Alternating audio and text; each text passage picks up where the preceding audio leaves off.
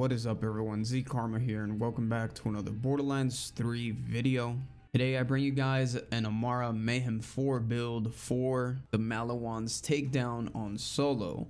Now as you all know, Amara is the go-to character to solo this, and even though she's powerful, it's not that easy. You still have to have the right gear, you have to have the right build, and a lot of it involves very specific gear.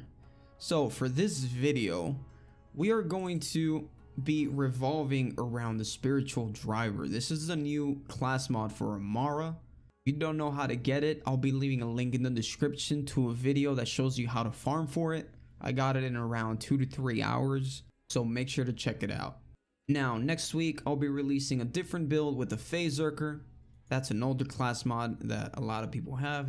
I have it right here. So for now, we're just going to be revolving on the spiritual driver. What I'm going to do first is show you the initial build. What I mean by that is the build that you're going to want to go into the raid with.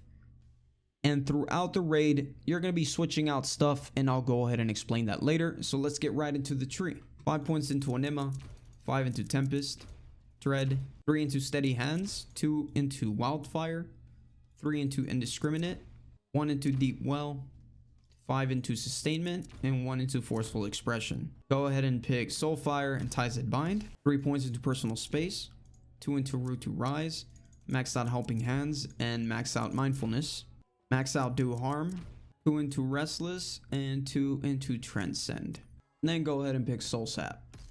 Now let's go over the weapons that I have really quick. So Brainstormer and Cutsman, corrosive and shock damage. Both of them have the same anointment.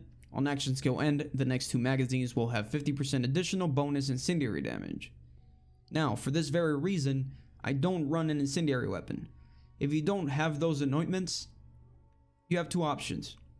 You can either carry an incendiary weapon, which is what I recommend you do, or you can run infusion, which I don't recommend you do. Because if you run infusion, you're going to sacrifice corrosion damage from the Cutsman. And Wotang has a lot of armor. You don't want to cancel some corrosion damage because you're going to need all you can get. So if I were you, if you don't have these anointments, just take an incendiary weapon in one of these slots. Next up, another shock weapon. You need another shock weapon because the Brainstormer is only good when there's enemies grouped together. But if you're focused on one single target and he's got no enemies around, it doesn't do as much damage because in reality, the Brainstormer's pellets are not the ones doing the damage. The insane damage that comes from the Brainstormer is actually from the little lightning effect that it creates. So what I take is this Teedior Chuck weapon, and since we're running a Transformer, if I accidentally do splash damage on myself, it's not going to hurt me.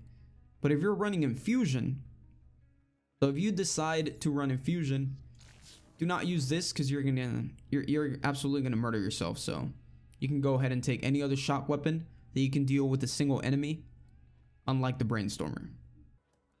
Okay, so moving on. I have a Transformer, which has a Terror Anointment, which I'm not currently using. I do use it, but I don't want to include it in this video because I understand not many people have good Terror Anointments.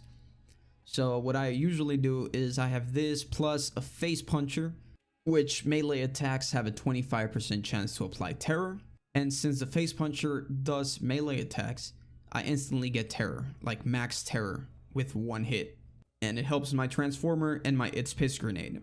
As you can see, this grenade, while terrified, I gain increased damage and fire rate. But like I said, I'm not including that. If you guys want to run it, great, but I'm not including it because it's too specific. And then finally, the most important thing of this build, Spiritual Driver. Now, whenever Amara activates her action skill, she applies her action skill element to herself. So what does that mean? Whenever I activate my action skill, I'm going to apply a status effect to myself based on my action skill element. So you want to run Soulfire for the beginning, okay? I'll go ahead and explain the rest after, but for the beginning, you want to run Soulfire. You never want to run shock damage. The reason is because with Spiritual Driver, if you activate your action skill, you're not taking any damage. and you want to take damage because it's shock damage, and the transformer converts all that shock damage into shields. And the reason why you want to be taking damage is because mindfulness is going to increase your movement speed based on how many stacks you have. You can have up to 25 mindfulness stacks, and these are created by taking damage. So what you want to do is either have Soulfire or Corrosion, but like I said, for the start you want to have Soulfire. You can go ahead and use your ties that bind to the floor, not at enemies, and you're going to be damaging yourself, and mindfulness is going to stack, and you're going to run extremely fast like Sonic. And not only that, but since you're applying a status effect to yourself with the spiritual driver, it also procs your elemental projector. And as you guys know, we're going to be running an elemental projector victory rush, which every time you're being affected by an elemental damage, you gain increased damage with that same element. So if you have corrosion damage equipped whenever you're fighting Wotan, and you activate your action skill, spiritual driver is going to apply a status effect on yourself, and that is going to increase your damage with the elemental projector, in this case being corrosive damage. And additionally, the spiritual driver also increases your gun damage while moving. The quicker you move, the greater the gun damage bonus. So as you can see, spiritual driver and mindfulness work together very well. When you activate spiritual driver, you instantly start taking damage, so your mindfulness stacks begin stacking. You get up to max of 25 stacks, and each stack is going to give you more movement speed. And in turn, the spiritual driver will give you more gun damage based on how fast you're moving. And then the elemental projector also comes into play because you already applied a status effect on yourself, and that increases your gun damage with that same element. Now let's cover a few things about the tree. You're gonna want to run Soulfire at the beginning, okay? And you're gonna switch this out whenever you fight Valkyrie Squad and Wotan. You're gonna switch it to corrosion damage. Now the reason for that is because Forceful Expression deals bonus elemental damage based on your action skill element. So for whatever damage you deal, you're going to gain 18% extra damage based on your action skill element. So if you have Soulfire and you're using this Cutsman to shoot Wotan, you're going to get additional 18% incendiary damage. And you don't want that. You want to max out your corrosion damage, so just get 18% extra corrosion damage, because Wotan has too much armor, so go ahead and take that. Another very important thing here is going to be Tempest. This is just going to increase your elemental damage, and your shock damage is further increased. Deep Well is very important. Increase magazine size in elemental weapons. For example, my Brainstormer consumes 2 ammo per shot. If it wasn't for this and my artifact that gives me 40%, I can only shoot it 3 times before I have to reload. So this is very important. Another very important skill to have is Sustainment. When you're fighting Wotan, you are going to be getting destroyed. Those rockets absolutely destroy you. And the only way you're going to be staying alive is thanks to Sustainment. Now this green tree, no need to explain. You want to get max mindfulness because this is what's going to give you the speed that you need for a spiritual driver to give you all that bonus damage. And the best route to take is this one. More damage, more health, and some damage reduction. For the blue tree, Do Harm increases the damage done with your action skill, and Ties That Bind, the damage that the links share is scales with Do Harm, so you're going to want to max this out.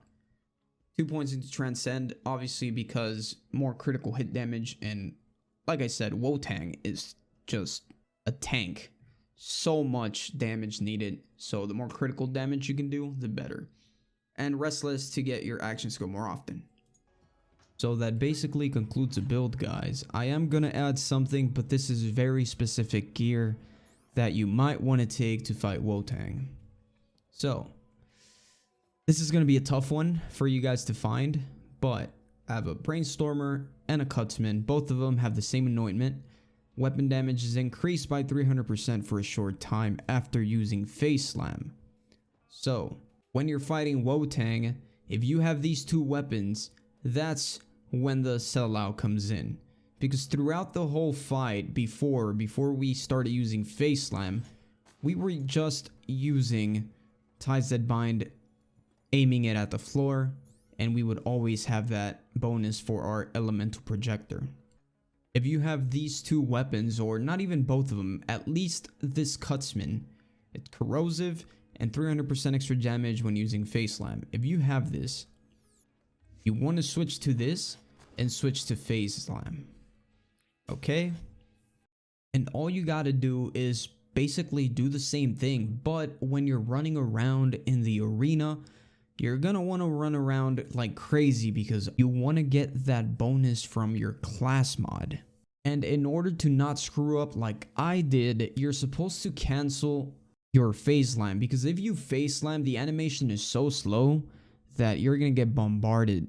So in order to cancel it, what you need to do is activate it and emote. When you emote, it cancels the animation for Face Slam, and you still get all the bonuses. As you can see, I'm sprinting like a madman. And yeah, that's gonna be it for today, boys. This is definitely gonna help you out. You can still beat Wotang with the other one, with the other weapons, and by using Ties That Bind and just aiming it at the floor. You can still beat it, it's just going to be a little bit harder. But anyways, guys, I hope you guys enjoyed the video. If you did, please make sure to hit that like button and subscribe for more content. And I'll see you guys on the next video. Peace.